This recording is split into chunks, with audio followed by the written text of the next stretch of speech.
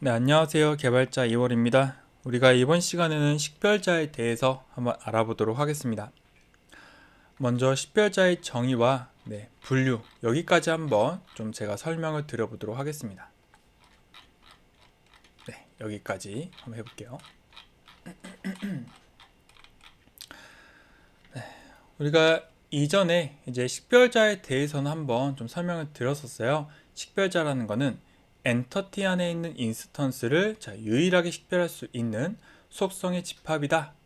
그리고 중요한 거, 이 엔터티라는 거는 반드시 식별자를 하나의 식별자를 가져야 된다라고 했습니다. 그래야 엔터티로 이제 인정이 된다라는 거예요. 자, 그럼 이제 예시를 통해서 식별자로 어떤 속성이 적합한지 한번 봐볼게요. 자, 일단 이름 같은 경우는 보시면은 요 똑같은 이름이 나중에 들어올 수 있잖아요. 그러다 보니까 유일한 인스턴스를 식별한다라고 보기는 좀 어렵습니다.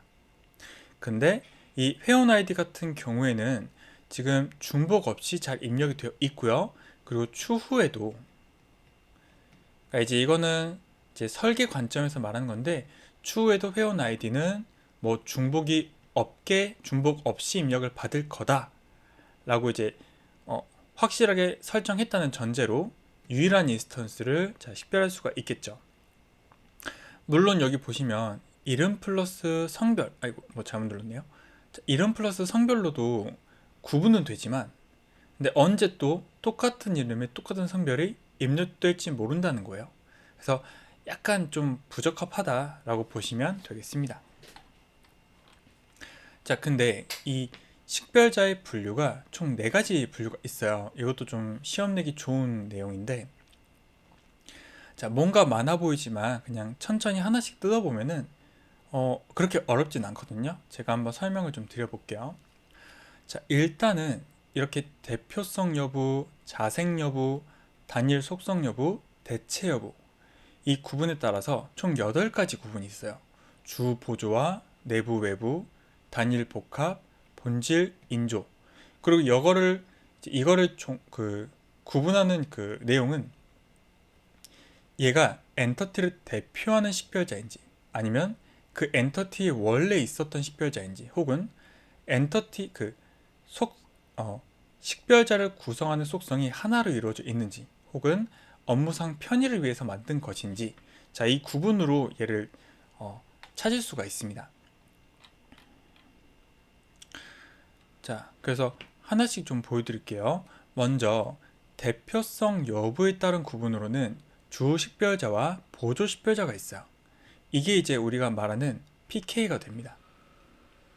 자, 근데 얘는 어떻게 선정이 되냐면, 여러 보조 식별자 중에서 엔터티를 대표로 선택한 단 하나의 식별자가 돼요. 그리고 보조 식별자 같은 경우는 얘는 주 식별자가 될 수는 있어요. 근데 선택되지 않은 나머지 식별자를 의미합니다. 자, 이건 제가 좀 추가적으로 추가 정보와 함께 좀 설명을 드려볼게요. 자, 일단 저희가 요 키라는 게, 그러니까 자, 키의 종류도 좀 나올 수 있거든요. 근데 여기 슈퍼키와 후보키, 주키, 대체키 뭐 이렇게 존재를 해요. 근데 이제 슈퍼키 같은 건 뭐냐면, 얘가 그 속성을 조합했을 때 유일성은 만족해요. 근데 최소성은 만족하지 않습니다.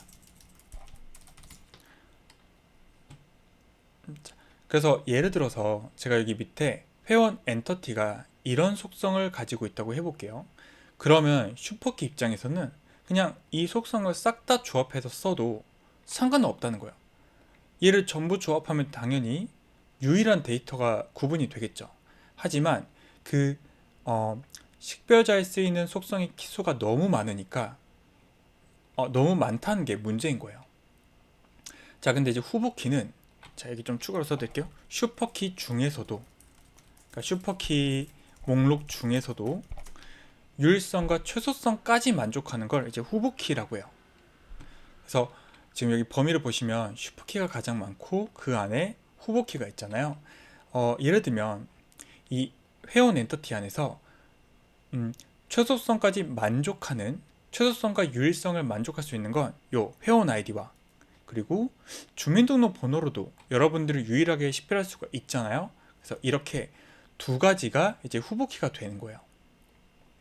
그리고 나서 이제 주키는 이 여러 가지 후보군 중에서 단 하나만 선택된 게 이제 주키, 즉 프라이머리 키가 되는 거고요. 그 나머지가 이제 대체키로서 입력이 되는 겁니다. 그때 이 대체키가 방금 보셨던 보조 식별자라는 개념인 거죠. 자, 그래서 다시 돌아와서 자, 한번 지우고 볼게요. 자, 그래서 여러분들이 여러 후보들이 있을 수는 있어요. 근데 그 중에 선택된 단 하나가 주 식별자이다. 그리고 선택되지 않은 게 보조 식별자다. 그래서 대표성 여부에 따라서 주와 보조를 이제 선택할 수 있다. 그러니까 고를 수 있다는 겁니다. 자, 그리고 이번에는 스스로 생성 여부에 따른 구분이에요. 얘는 이제 내부 식별자냐 외부 식별자냐 물어보는데 말 그냥 내부 식별자는 PK 말하는 거고요. 외부 식별자는 웨리키를 말하는 거예요. 우리가 이제 이렇게 엔터티가 있었을 때 자, 이렇게 잠깐 해볼게요. 자, 이가 이제 회원이고요. 얘가 어떤 회원 연락처가 있다고 해볼게요. 그래서 이 연락처에는 자, 휴대폰 해가지고 010 띠리릭, 자, 집 전화 해가지고 뭐 02 띠리릭 막 이렇게 들어있다고 해볼게요. 그리고 회원도 A, B, C가 있어요. 자, 근데 우리가 이제 요 기호로만 봤을 때는 하나의 회원이 여러 연락처를 가질 수 있다 확인은 가능하잖아요. 근데 이거를 실제 데이터로 표현을 하려면 이 회원이 가지고 있는 아이디를 빌려줘야 된다는 거예요. 그래야 이게 어떤 회원의 휴대폰인지 어떤 회원의 집 전화인지 알 수가 있잖아요. 자, 그때 이 회원이 가지고 있는 요 회원 아이디가 이제 PK가 되는 거고요. 이 식별자를 빌려주게 되면 요 회원 연락처 쪽에서는 얘가 외래키, 외부에서 온 키가 되는 거예요. 이거를 우리가 외부 식별자라고 합니다. 그래서 내부 식별자는 그냥 이제 PK 말하는 거고 외부 식별자는 이제 외래키를 말하는 거죠. 이제 PK라고 하면 조금 좀 애매하니까 그냥 내부에 있는 이제 식별 값이고 외부 식별자는 아까처럼 빌려온 값이라고 보시면 되겠습니다. 자, 이것도 한번 좀 봐볼게요. 네, 여기 데이터를 잘 보시면은 이 회원 아이디 얘는 이미 회원 안에 있는 그냥 내부 식별자예요. 그리고 문의에서도 문의 번호는 얘가 이제 내부 식별자죠. 이미 존재했던 애니까요. 자, 그러면서 내가 이 데이터를 서로 연결할 수 있도록 식별자를 빌려주는 걸 이제 얘는 이제 외래키로서 이게 외부 식별자가 된다는 겁니다. 자, 그래서 스스로 생성 여부에 따른 구분으로 내부와 외부를 볼 수가 있습니다.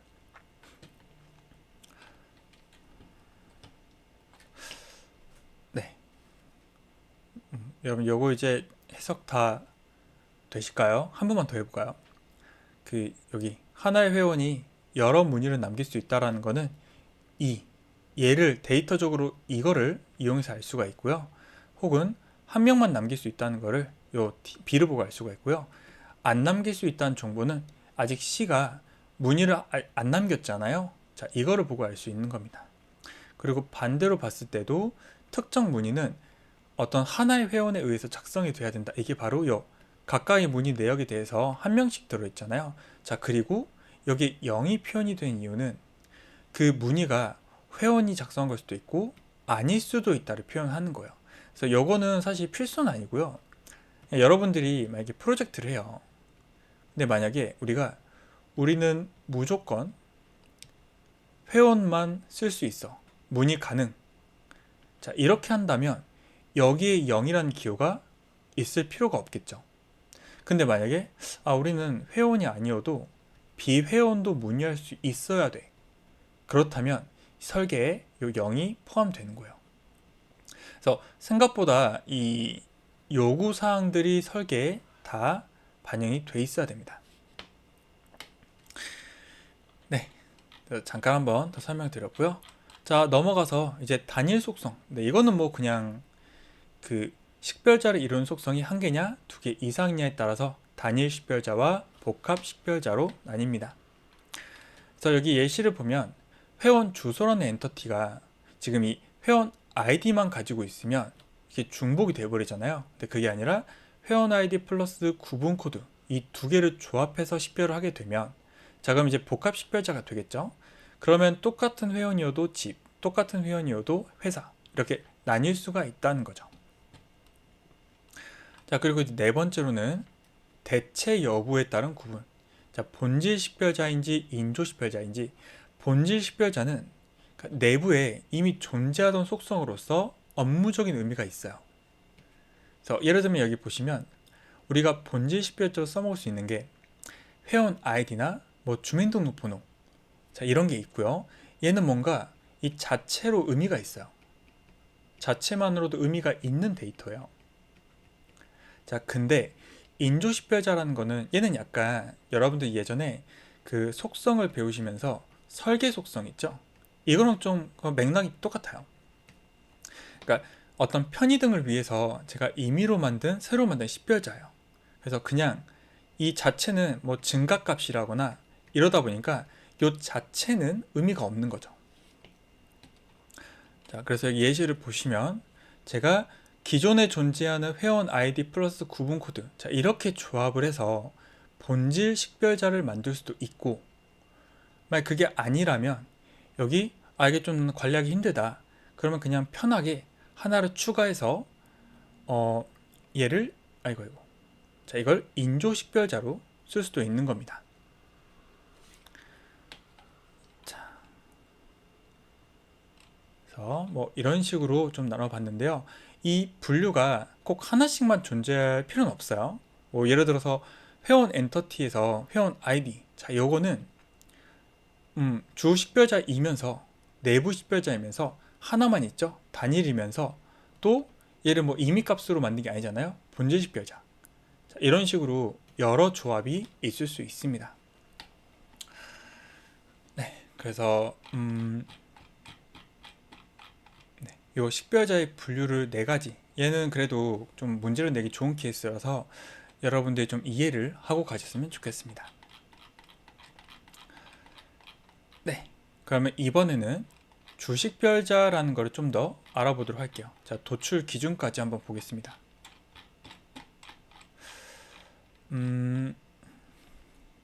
네, 저희가 아까 이제 식별자만 해도 이제 종류가 좀 많았잖아요. 8가지 있었잖아요. 근데 그 중에서 이제 주 식별자에 대해 좀 더 설명을 하는 겁니다. 자, 우리가 주 식별자는 뭐였어요? 엔터티를 유일하게 구분하는 하나의 선택된 식별자죠. 그리고 선택되지 못한 애는 우리가 이제 보조 식별자라고 했습니다. 자, 그러면 여기서는 이 주식별자의 특징과 대체 보조 식별자에서 이 주식별자를 선택하는 기준이 뭐냐, 이거를 조금 알아볼 거예요.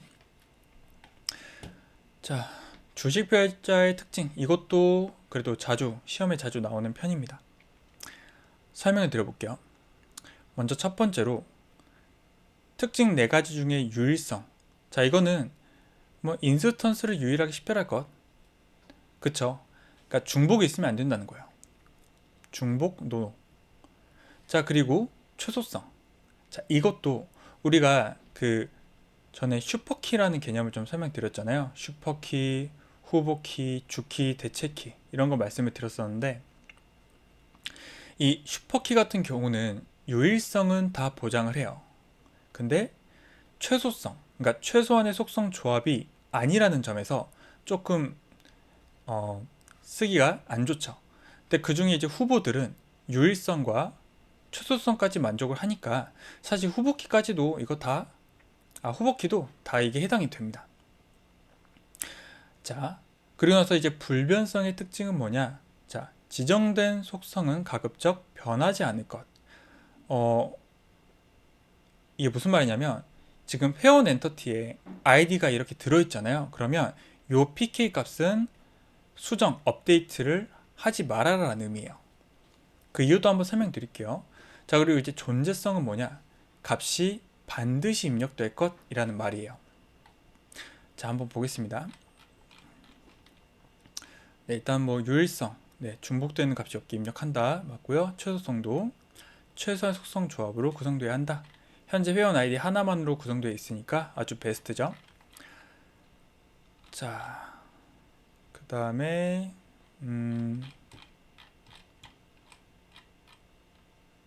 네, 불변성. 주 식별자로 지정된 속성은 변경되지 않아야 된다. 자, 근데 여기서 제가 또 좀 설명드릴게요. 네, 이게 조금 이상하잖아요. 그 불변성인데 여기는 가급적 변하지 말라고 돼 있어요. 그러니까 이게 무슨 말이냐면, 자, 사실 업데이트, 그러니까 변경은 가능해요. 근데 이제 실무에서도 이 pk 값을 변경할 일은 거의 없어요. 그리고 이제 위험하죠. 자, 예를 들어서 제가 그냥 요 A라는 사람을 자 D로 이렇게 바꿔볼게요. 그래서 이게 불가능은 아니에요. 근데 이제 어떤 위험이 있냐? 첫 번째로 그럼 AAAAA 자, 이 사람은 그냥 사라지는 거예요. 그러니까 이제 물론 이제 D로 대체가 됐지만 본질적인 요 A라는 사람은 사라진 거고, 두 번째로 이미 D가 있으면 중복이 돼버리죠. 그래서 이런 문제 때문에 실무에서는 PK를 그냥 거의 변경 안 합니다. 그래서 그냥 여기서도 불변성이라고 준 것 같아요. 자, 그렇게 기억해 주시면 좋을 것 같고요. 마지막으로 존재성. 데이터가 있어야 된다는 거고, 우리가 없으면 이걸 이제 널이라고 하는데요. 얘는 이제 뒤에서 한번 설명드릴 거예요. 자, 일단은 어떤 빈값을 이렇게 허용하게 되면 구분이 안 되죠. 빈값이 두 개 있는 순간 뭐 이 강태식이라는 사람을 어떻게 가져야 될지 모르는 거예요. 그래서 값이 반드시 있어야 된다. 존재성입니다. 네 가지 키워드 꼭 기억해 주세요. 자, 유일성, 존재성, 최소성, 불변성. 자, 그럼 넘어가서 주식별자 도출 기준 한번 보도록 하겠습니다. 자, 어떻게 해야 그 많은 보조 식별자들 중에서 주식별자를 선정하는가? 자, 첫 번째로 업무에서 자주 사용이 돼야 됩니다. 그래서 실제로 저희도 아무리 저는 이제 개발하다 보니까 여러분들 아이디 같은 거 있잖아요. 뭐 회원 아이디나 이런 것들을 어떤 조회 조건이나 이런 거에 굉장히 많이 활용을 해요. 왜냐면 이게 있어야 특정 대상을 가져올 수가 있잖아요. 그래서 굉장히 많이 사용을 합니다. 자, 그리고 이름이나 어떤 내역 같은 거, 뭐 회원명 아니면 부서명, 자, 이런 것들은 우리가 PK로 주지 않는 이유가 아무래도 한글이다 보니까 오타의 위험도 좀 있고요. 그리고 좀 만약에 부서명이 한 200글자 된다고 해보세요. 그러면 너무 길어가지고 좀 관리하기 힘들어져요. 그래서 이런 좀 이름이나 명칭 같은 거는 가급적 안 쓴다. 그리고 너무 많은 속성으로 이루어지지 말 것. 근데 이거는 뭐 그 최소성 이야기죠. 그래서 이제 이런 규칙들이 있는데 사실 너무 당연한 이야기들이긴 해요. 자, 근데 그러면 우리가 이제 주민등록번호 같은 경우는 그럼 왜 얘를 안 하고 회원 아이디를 선택을 했느냐? 자, 이것도 보시면은 사실 주민등록번호가 요즘에는 조금 수집을 못하게 하기도 하거든요. 그러니까 이제 개인정보보호법 이슈도 있고, 그리고 제가 이제 실습 때문에 이렇게 평문으로 드렸지만 실제 실무에서는 얘가 다 암호화가 돼 있어요. 그래서 암호화가 돼 있어서 엄청 이상한 값으로 돼 있거든요. 그러다 보니까 이 주민등록번호를 이용한 조회가 조금 어렵습니다. 뭐 안 되는 건 아니에요. 근데 이제 어렵기 때문에 이것보단 차라리 요 이런 id 같은 값을 사용을 하는 거죠. 자, 그리고 나머지도 뭐 위에서 다 설명드린 내용이기 때문에 네, 여기까지 한번 말씀드려 봤습니다. 식별, 비식별 관계 같은 경우는 조금 내용이 많거든요. 그래서 뒤에서 한번 설명드리도록 하겠습니다. 자, 수고 많았습니다.